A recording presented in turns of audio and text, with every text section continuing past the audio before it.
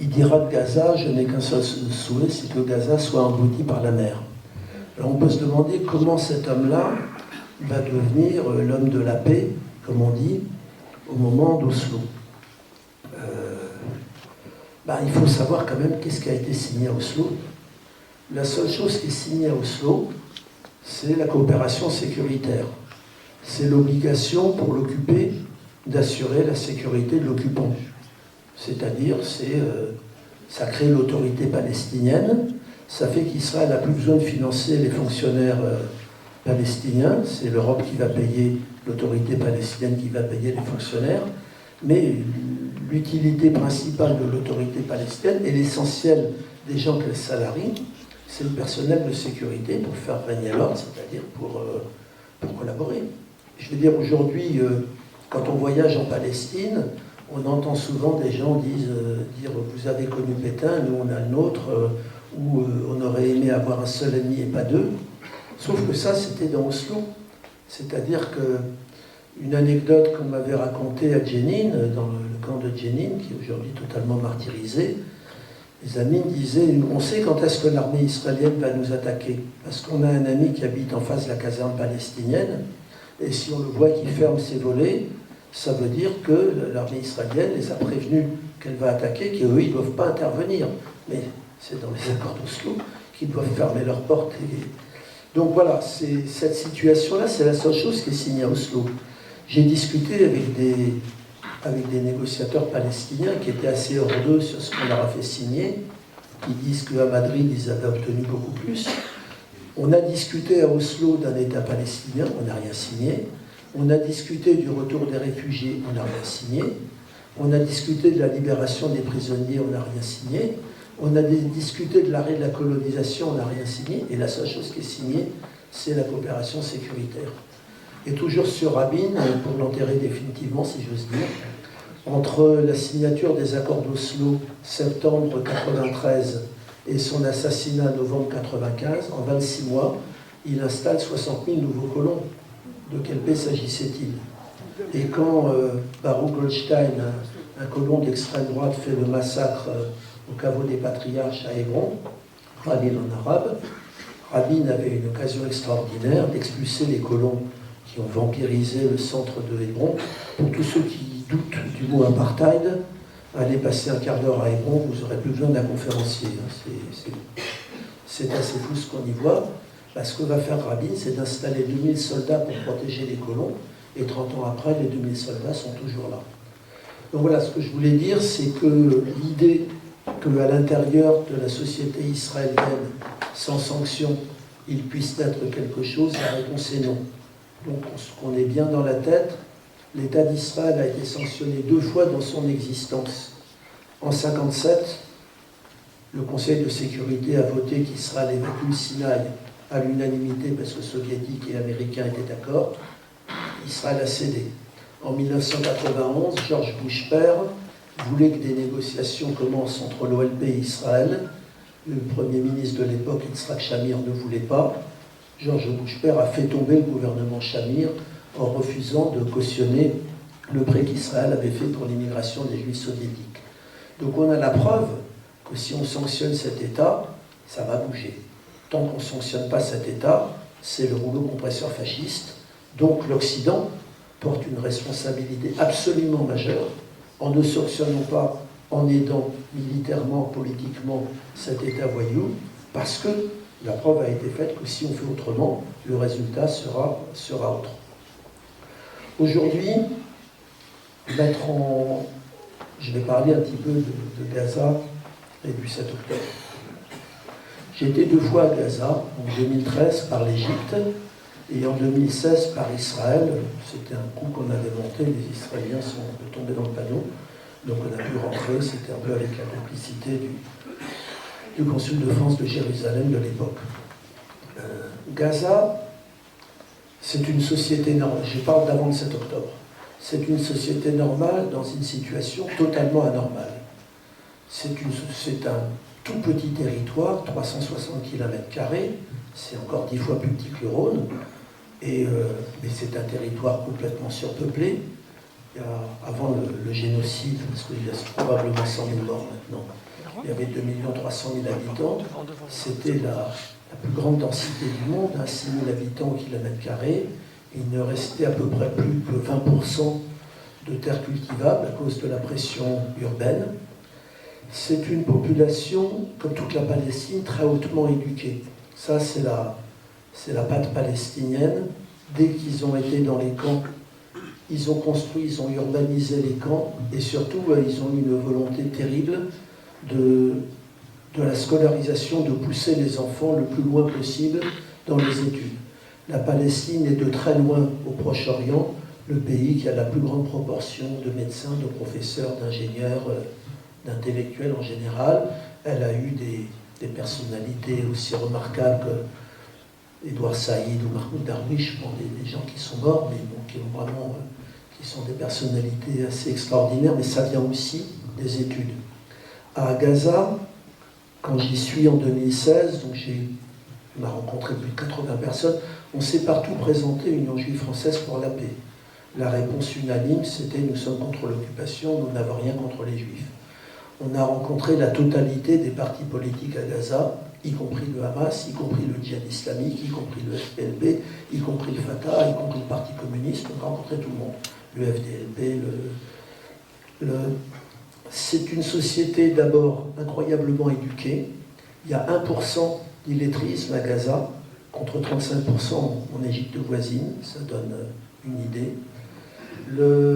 L'éducation est gratuite, soit par l'UNRWA pour les réfugiés, soit payée par Ramallah pour l'enseignement public, entre l'équivalent du cours préparatoire et le baccalauréat. Mais avant, parce qu'il y a une population très jeune, il y a beaucoup d'enfants, c'est une pléthore d'associations qui assurent le préscolaire et le périscolaire. Et pas seulement des associations de femmes, c'est vraiment pris par l'ensemble de la société. Après, l'université est très chère. En 1976, il y avait 6 universités et 100 000 étudiants.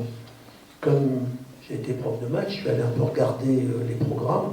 Je peux vous garantir qu'en ce qui concerne ma matière, c'était totalement l'équivalent des universités françaises. Mais évidemment, après, d'abord, la plupart du temps, ils ne peuvent pas passer de test, sauf s'ils obtiennent des bourses pour partir à l'étranger. Et puis surtout, il n'y a pas de travail. Donc on se retrouve avec une population de jeunes qui sont très souvent bilingues, la plupart du temps anglais. Il y a une petite minorité francophone. Il y a quelques hispanophones ou russophones. Une population qui connaît le monde extérieur par Facebook, par les réseaux sociaux, et une population dont l'écrasante majorité n'est jamais sortie d'une cage de 360 km², de 40 km sur 10. Et on arrive vite à la mer, on arrive vite à la barrière dans ces conditions-là. Mais c'est ça qui est assez extraordinaire à Gaza, c'est que les diplômés utilisent leur savoir pour que leur société ne s'écroule pas. Je vais donner un exemple qui m'avait très fortement ému. On va à l'hôpital Al-Shifa, celui qui a été martyrisé, où il y a eu des centaines de morts, médecins et malades, et on est reçu par la seule psychologue salariée de l'hôpital Al-Shifa. Et elle nous dit, mais il y a 5000 soignants et une vingtaine de milliers de malades, et puis ça évolue tout le temps. On n'a pas les moyens de faire l'aide psychologique, elle est fondamentale à cause du stress. Alors qu'est-ce que j'ai fait ? J'ai pris ma page Facebook, j'ai dit je voudrais des psychologues diplômés qui acceptent de travailler gratuitement. Elle a eu 100 réponses, elle ne pouvait pas prendre 100 personnes. Elle leur a fait passer un examen écrit oral. Elle a pris les 26 meilleurs, 23 femmes et 3 hommes. Ça dit beaucoup de choses sur aussi cette question-là dont je parlerai un petit peu. Gaza est une société patriarcale, mais les femmes ne se laissent pas faire, et en tout cas au niveau des études, elles ont des résultats beaucoup plus brillants que les hommes. Et j'ai interrogé ces gens qui payent un superbe uniforme, qui paient tous les jours leur taxi collectif pour venir bosser. Je dis, pourquoi vous acceptez de faire ça ? Et la réponse, c'était 1, on a du savoir, on a fait 5 ans d'études, on est diplômé, on ne peut pas laisser notre société s'écrouler. 2, en travaillant, on prend de l'expérience, un jour le blocus s'arrêtera et on aura du travail. Et c'est ça Gaza. C'est une espèce d'espoir absolument permanent. qui fait que nous, Union juive française pour la paix, les paysans nous ont dit on n'a pas d'eau, on n'a pas d'électricité. À Gaza, 95% de l'eau est inconsommable. C'est pas la faute à malchance, c'est parce que les Israéliens ont mépris du droit international, pompent comme des malades la nappe phréatique tout autour, et la nature ayant horreur du vide, la nappe phréatique est envahie par l'eau de mer. Et à l'époque où j'y suis, il y a entre 4 et 6 heures d'électricité. Donc le Mokhtar, le chef traditionnel d'une des grandes familles de paysans, la famille Abou Teima à Houza, nous dit faites quelque chose parce qu'on va perdre notre récolte. Je suis allé voir les autorités du Hamas pour demander une exception, d'avoir de l'électricité pour pouvoir pomper l'eau au moment de la récolte des melons. J'aurai pas d'exception, on va perdre notre récolte. Il a perdu sa récolte. On s'est lancé en 2016. On n'est pas une association humanitaire, on est une association politique. On s'est lancé dans une collecte qui a dépassé tout ce qu'on pensait. On a, en plus on ne savait pas comment envoyer l'argent, on a tâtonné, maintenant on sait, mais ça a été compliqué. Et puis ça change tout le temps. En décembre 2016, il y avait un château d'eau de 17 mètres de haut, 107 000 litres. Les paysans avaient écrit en énorme UJFP, Union juive française pour la paix. Quand les Israéliens ont abattu le château d'eau en février dernier, on a publié un communiqué, la destruction du château d'eau Trouza, un acte antisémite, c'est clair. Et après, ils nous ont dit, mais les paysans pauvres, ils ne peuvent pas payer l'électricité pour tirer l'eau. Eh bien, on a financé le prix de l'électricité. Après, les gens, ils ont dit, mais le château d'eau, il y a 35 fermes qui sont raccordées, et les autres. On a financé des canalisations. Et puis après, ça s'est emballé. Ils ont dit, mais on veut être indépendant des partis politiques. On a construit une maison des paysans. Ils l'ont appelée quartier général UJFP. Et donc, quand les ministres du Hamas voulaient discuter avec les paysans, ils allaient au quartier général UJFP. Et après, ça a pris de l'ampleur. Ils nous ont demandé une pépinière solidaire. On n'avait pas les moyens de faire ça tout seul. On a fait ça avec une association qui est humanitaire, qui a succédé au CBSP, le Comité de bienfaisance et de secours des Palestiniens, qui est littéralement dissoute aujourd'hui. Enfin, ils sont en procès pour essayer de renaître. C'est Darmanin qui... En gros, Darmanin suit les Israéliens. On a trouvé sous l'hôpital Al-Shifa des chariots avec le sigle humanitaire. Donc, avoir des chariots sous l'hôpital Al-Shifa, c'est soutien au terrorisme, donc évidemment humanitaire est dissous. Mais bon, quand l'humanitaire n'était pas dissous, ils avaient l'argent, nous on avait le savoir-faire, on a construit une énorme pépinière solidaire. La veille du 7 octobre, il y avait 1000 fermes qui étaient raccordées à la pépinière solidaire, qui passaient directement des semences au plan. Qu'est-ce que je peux dire toujours sur Gaza?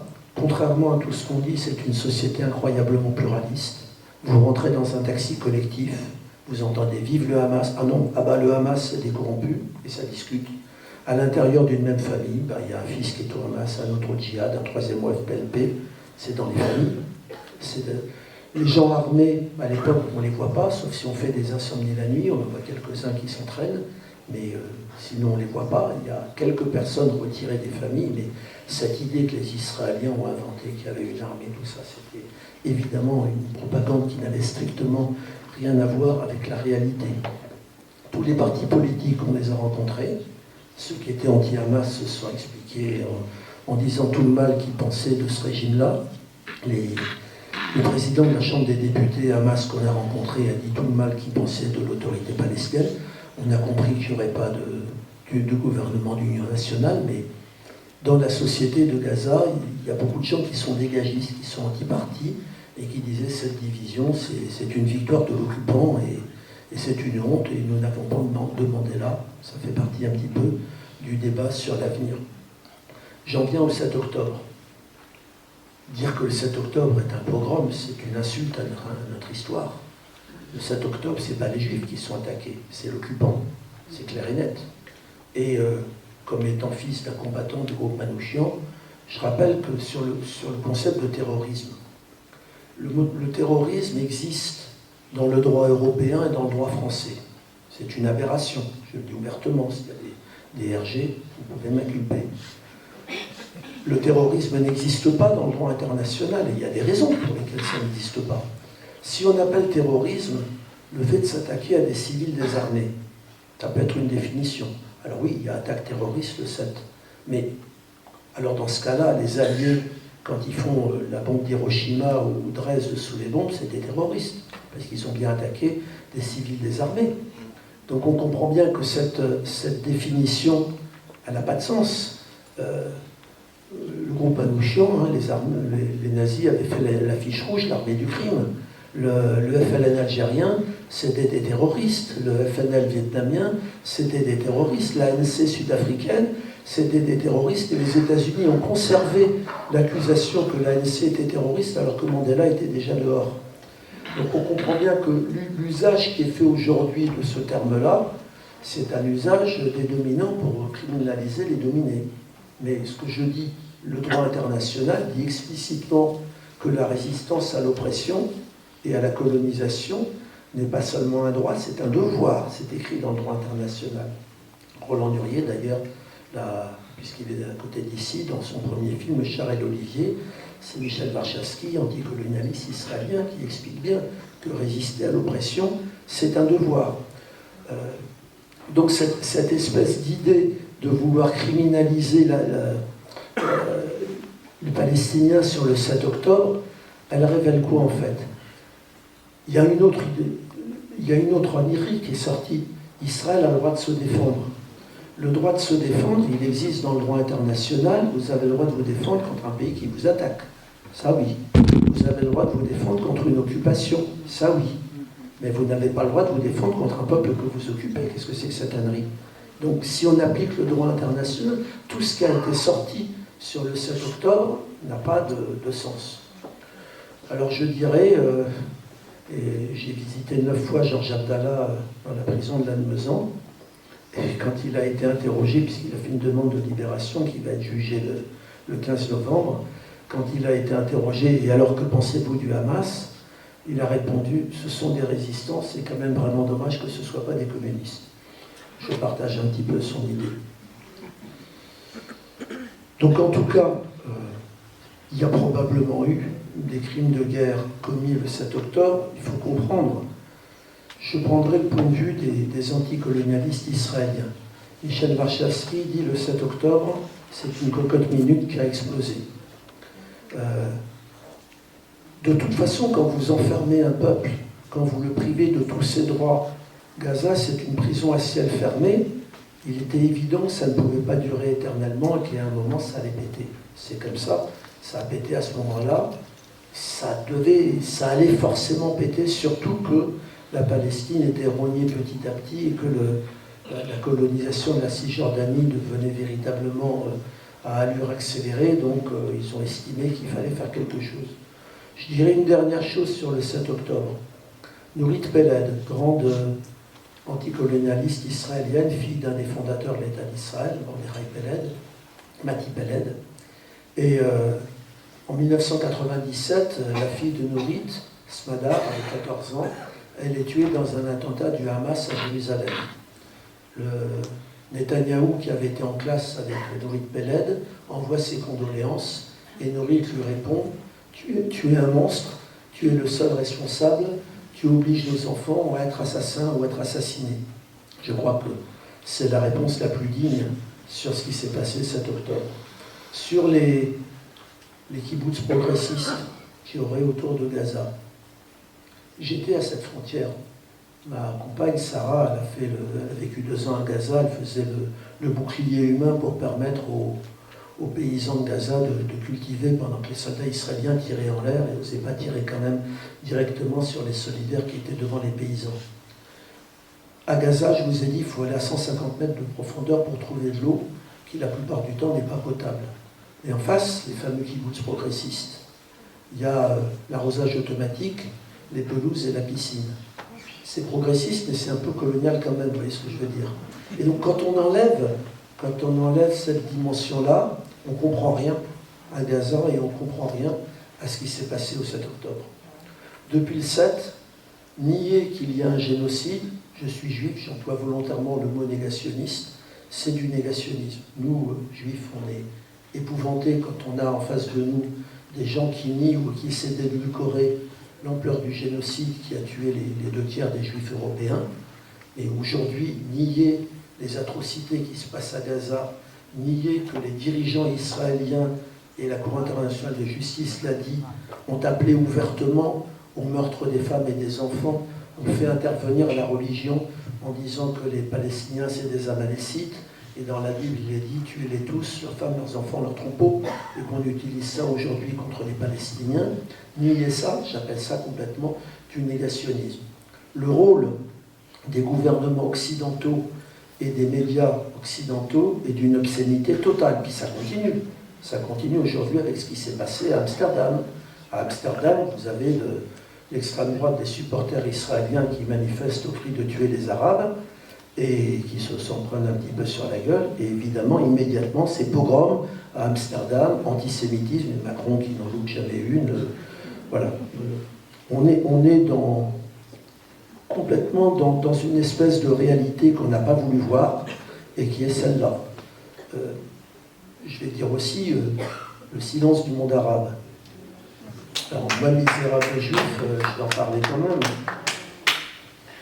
Il y a eu une période assez longue où le monde arabe était dirigé, ou en tout cas où hégémoniquement, il y avait des régimes comme celui de Nasser, des bourgeoisies nationales, qui étaient anti-impérialistes, qui avaient pris des positions anti-impérialistes. C'est fini.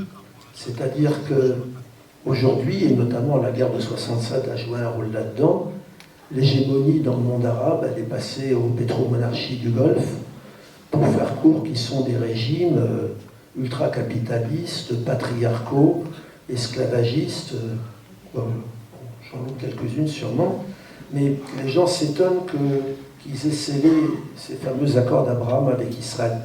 Ils appartiennent au même camp. Pourquoi Israël est soutenu?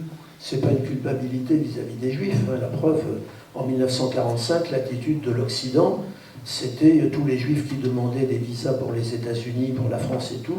C'était non, non, vous avez un pays, vous partez quand vous voulez, mais pas chez nous. Et donc, il n'y a pas de culpabilité occidentale vis-à-vis des Juifs. Et la question des pays arabes qui soutiennent Israël, c'est parce qu'ils sont dans le même camp. Israël, c'est un État qui donne l'exemple au monde d'une reconquête coloniale réussie, d'une revanche contre les Arabes qui quand même nous ont foutu la pâtée pendant la guerre d'Algérie, d'un pays qui est capable d'enfermer et de martyriser les populations réputées dangereuses, d'un pays qui fabrique les technologies de pointe les plus perfectionnées au point que toutes les armées et les polices du monde entier viennent se former chez elles, y compris la police de Lula, ça ne lui a pas réussi, mais elle était venue se former en Israël. Donc c'est l'état rêvé de l'Occident. Et l'Occident, il a bien compris que pour dominer le Proche-Orient, qui est une région stratégique pour plein de raisons, il faut Israël et il faut les pétromonarchies du Golfe. Et ces gens-là se sont évidemment alliés. On a quand même l'extraordinaire déclaration du ministre des Affaires étrangères des Émirats arabes unis, et qui a dit ce qui se passe à Gaza nous pose un problème, sous-entendu les Israéliens exagèrent, mais nous arriverons à le surmonter. Ça dit quand même long. Et en ce qui concerne par exemple la normalisation avec le Maroc, le lendemain ou le surlendemain de l'établissement de relations diplomatiques entre le Maroc et Israël, Abraham Koshavi, qui était le général en chef de l'armée israélienne, va au Maroc et propose toute une série d'aménagements, de ventes d'armes et de technologies pour l'armée marocaine au Sahara. Je veux dire que ils sont dans le même camp et il n'y a pas de mystère dans cette affaire-là, mais ça veut dire, et j'ai été très long, je vais m'arrêter là, ça veut dire aujourd'hui que la question de la Palestine et la question de Gaza, c'est pas un supplément d'âme. C'est en défendant Gaza, en défendant la Palestine, on se défend nous. C'est-à-dire que leur défaite sera la nôtre et leur victoire sera la nôtre. C'est-à-dire que ce qui se défend là-bas, c'est le monde qu'on veut, le monde qu'on ne veut pas. Alors, vous allez me dire, mais vous, JFP, qu'est-ce que vous proposez pour sortir de ce merdier? 2 États, ce n'est ni possible ni souhaitable. C'est pas possible parce que n'importe qui est allé là-bas, la première chose qu'il va dire, vous mettez où l'État palestinien? Puisque dès que vous avez franchi la ligne verte, il y a partout les colonies, le mur. Et puis il y a 900 000 colons maintenant. Évacuer 7 000 colons de Gaza ou 8 000 colons du Sinaï, ça va. Mais évacuer 900 000 colons, la moitié sont armés, c'est autre chose. Ce n'est pas souhaitable pour plein de raisons. Alors je vais prendre les raisons secondaires. Ce n'est pas souhaitable parce que le sionisme était la théorie de la séparation. Et si vous, deux États, ça veut dire vous entérinez la séparation et l'impossibilité de vivre ensemble. C'est une raison secondaire, mais j'y tiens quand même à cette raison. La deuxième raison, c'est pas souhaitable parce que il y a autant de Palestiniens que de Juifs israéliens entre Méditerranée et Jourdain. 7 millions, 7 millions. En sachant quand même qu'il y a maintenant 1,5 million d'Israéliens qui ont foutu le camp, pour plein de raisons, dont 500 000 depuis le 7 octobre. Donc c'est 50-50.